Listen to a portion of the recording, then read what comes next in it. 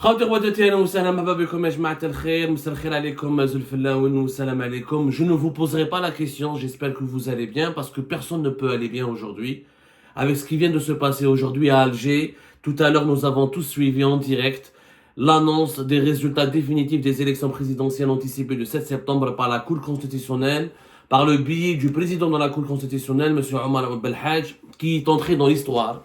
Je dis bien M. Omar Belhadj, le président de la Cour constitutionnelle, Omar Belhadj, رئيس المحكمة الدستورية, je le dis بالعربية, دخل في التاريخ البشرية. تاريخ البشرية, ماشي même pas تاريخ الجزائر, c'est l'histoire de l'humanité. Aujourd'hui, l'effet de choc, je vous le dis et je le certifie. La population algérienne, la rue algérienne, aujourd'hui, quand elle a suivi en direct ce qui a été dit par la Cour constitutionnelle, il y a eu la même onde de choc, le même effet d'indignation que lorsque, en 2019, il y a eu l'annonce de Abdelaziz Bouteflika qui voulait briguer un 5e mandat. Je me rappelle, en février 2019, début février 2019, quand Abdelaziz Bouteflika a voulu annoncer qu'il brigue un 5e mandat, c'est exactement le même effet de choc que nous retrouvons aujourd'hui au sein de la rue algérienne, au sein de la population algérienne, à la lecture ou à la vue, au vu au su de ces résultats catastrophiques, extrêmement graves, d'une malhonnêteté absolue qui vient d'être annoncée par la Cour constitutionnelle. Qu'est-ce qui s'est passé? Les faits d'abord, rien que les faits, et les faits d'abord, et les faits surtout.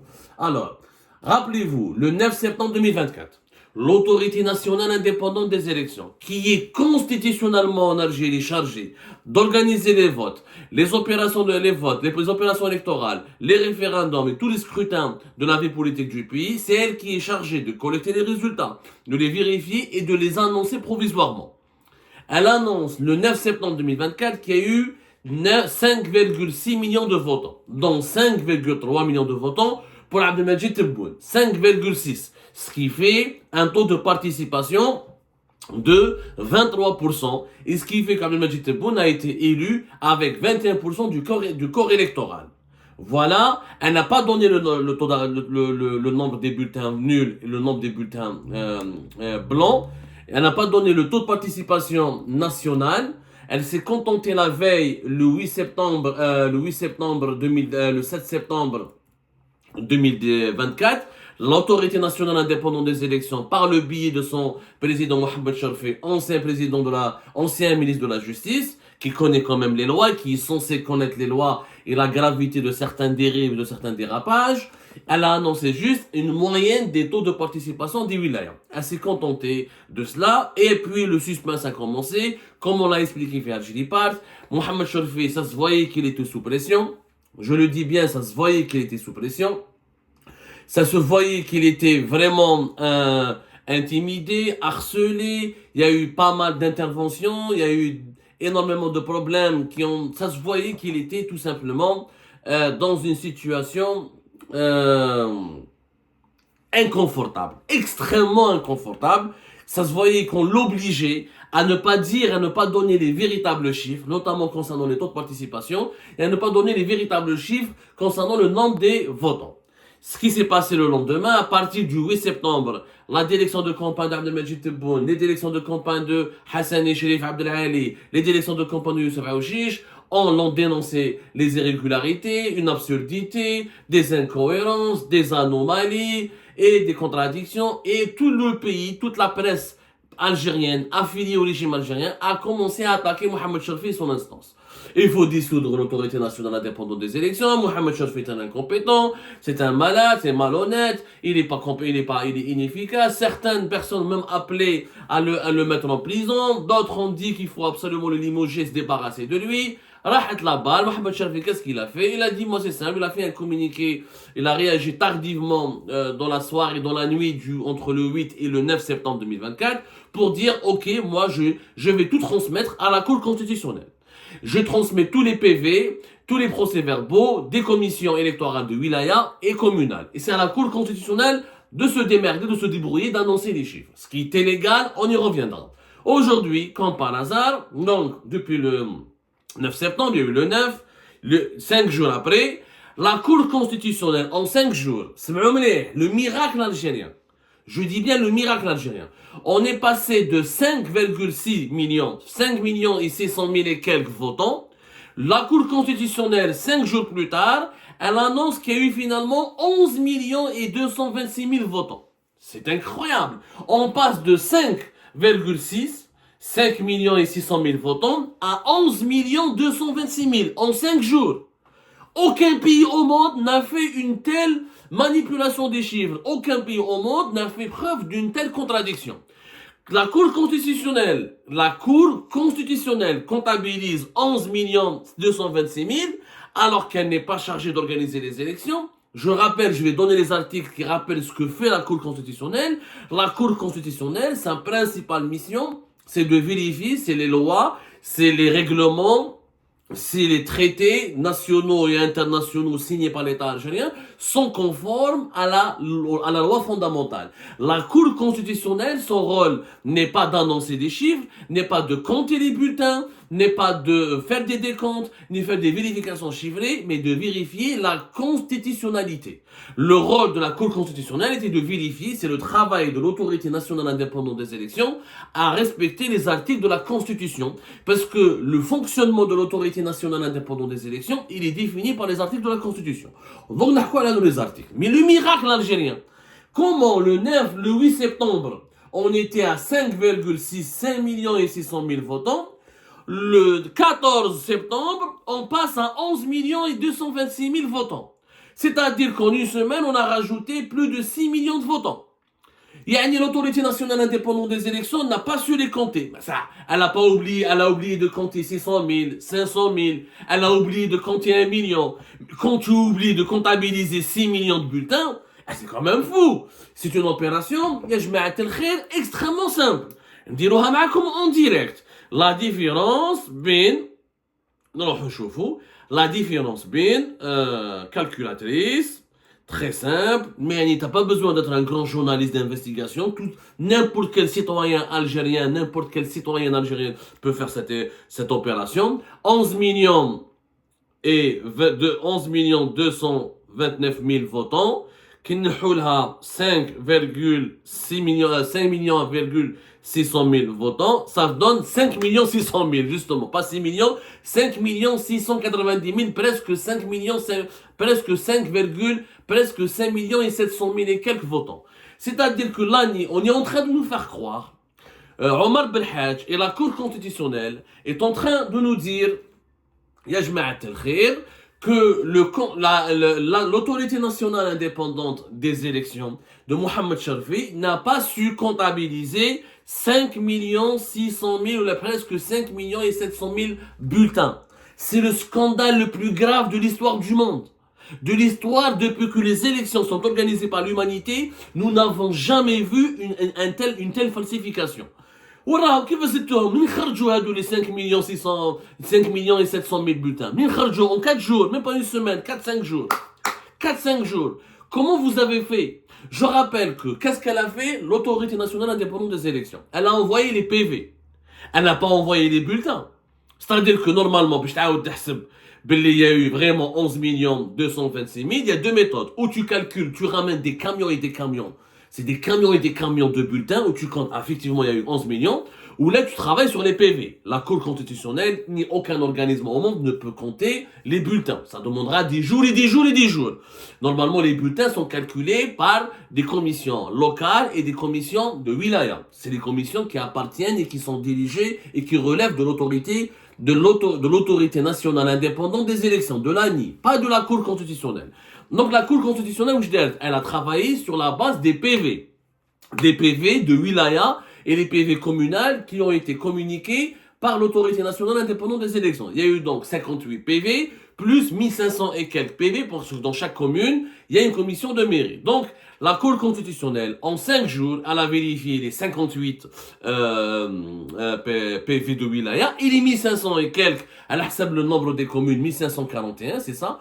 Nous avons 1541 communes pour vérifier tous les chiffres. Donc en 5 jours, ce qui est un travail énorme. Et ce qui n'est pas le rôle de la Cour constitutionnelle. La Cour constitutionnelle n'a pas les équipes nécessaires pour faire ce travail. Elle vérifie tous les PV, vérifie les chiffres. Qu'est-ce qui s'est passé? En réalité, les PV, la Cour constitutionnelle, dit falsifié. C'est simple. Yani la Cour constitutionnelle, ou elle est complice, ou elle s'est contentée juste de lire les PV qui lui ont été communiqués. C'est-à-dire que les PV, il y a tel million, tel million, tel million dans un wilaya, ça fait 11 229 000. Sauf que, comment se fait-il que ces mêmes PV de l'autorité nationale indépendante des élections, au soir, le soir du 9 septembre, ils indiquaient 5 600 000 votants, alors que 5 jours plus tard, le 14 septembre, les mêmes PV de l'autorité nationale indépendante des élections parlent de 11 226 000. Il y a eu une grosse falsification. C'est la plus grosse falsification électorale de l'histoire de l'humanité. Lequel vous avez rajouté 1 million, quel معليش. Quel vous avez rajouté 2 millions, quel معليش. Parce que l'autorité nationale indépendante des élections, Mohamed Sharfi, elle a annoncé 5 600 000 le 8 à partir du 20h, le soir du 8. C'est à la fin de la journée. Rappelez-vous, c'était entre le 18h, 19h et 20h. Donc ils ont attendu tout 24 heures la fin du vote, toute la nuit du 7 septembre pour récolter les PV, la matinée du 8 pour l'annoncer à la fin de journée les chiffres, ce qui est logique, ce qui est un travail simple. Mais qu'il y ait une différence de 5 700 000, de 5 600 000 on passe à 11 226 000, il y a une différence de 5 600 000, c'est un miracle, c'est le miracle de la falsification. En réalité, la Cour constitutionnelle, elle s'est appuyée sur des PV falsifiés. Et elle n'a pas la compétence, encore une fois, de donner des chiffres. Elle a annoncé un taux de participation de 46%. Comme par hasard, il nous rappelle le taux de 48% qui est la moyenne des taux de participation du wilaya. Et elle a annoncé 1,7 million 764 000 bulletins nuls, bulletins annulés. Et comme par hasard, elle a donné à Tebboune 7,9 millions de votants. 7,9 millions de votants. Allez voir les élections présidentielles de décembre 2019. Tebboune avait récolté 4 900 000. C'est-à-dire qu'on a voulu soigner l'ego de Tebboune, comme il était terriblement blessé par ce taux d'abstention extrêmement record, par ces chiffres dérisoires, par ces chiffres humiliants, par ces chiffres qui démontrent une illégitimité absolue de son deuxième mandat et de son règne. Et comme on a absolument voulu corriger cette situation, la presse internationale en a parlé, l'opposition algérienne en a parlé, des sources gouvernementales françaises dans la presse française ils en ont parlé, des ONG mondiales ils en ont parlé, tout le monde a dénoncé la rupture, l'incroyable défaite électorale du régime algérien qui n'a pas mobilisé. En 5 jours, il fallait absolument sauver le soldat Tebboune, il fallait absolument sauver l'honneur et la crédibilité du régime algérien en donnant de nouveaux chiffres. Des chiffres qui sont censés être meilleurs que ceux de 2019, puisque normalement en 2019, il y avait le hirak, des millions de personnes dans les rues, il y avait un énorme boycott, une énorme il y avait des bureaux de vote qui étaient brûlés et saccagés en Kabylie. Donc normalement le taux de participation, logiquement, vu que le pays était serein, qu'il y a une adhésion à Tebboune, que tout le monde est d'accord avec Tebboune, que Ahmed Tebboune est très populaire et que le deuxième mandat est voulu par une partie du peuple, normalement le taux de participation, le nombre des votants, doit être le supérieur. Le nombre des votants en 2019 était donc de 9 millions, 9 millions et 755 000.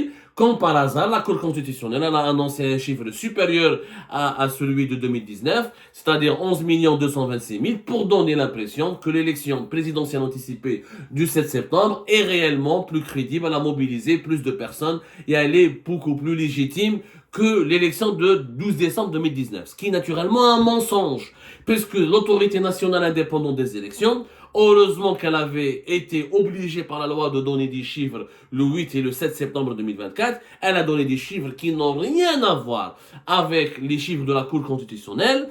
Et force est de constater que l'observation de la journée du 7 septembre 2024, les représentants des candidats, les 500 000 encadreurs mobilisés par l'autorité nationale indépendante des élections dans les 63 000 bureaux de vote, les citoyens, les journalistes, tout le monde a observé qu'il n'y a pas eu énormément de foule et que le taux de participation de 23% calculé par l'autorité nationale indépendante des élections, sans compter les bulletins nuls et est blanc et correspond davantage à la réalité, correspond réellement à la réalité, alors que certaines sources beaucoup plus fiables ont annoncé que déjà 23% de taux de participation annoncé le 7 septembre et le 8 septembre 2024 était déjà largement gonflé. Un taux de participation de 46%, c'est pas gonflé, il faut en trouver un autre mot, c'est surgonflé, je sais pas où je نقول لكم مش ما فهمتش انا كيفاش نقول لكم.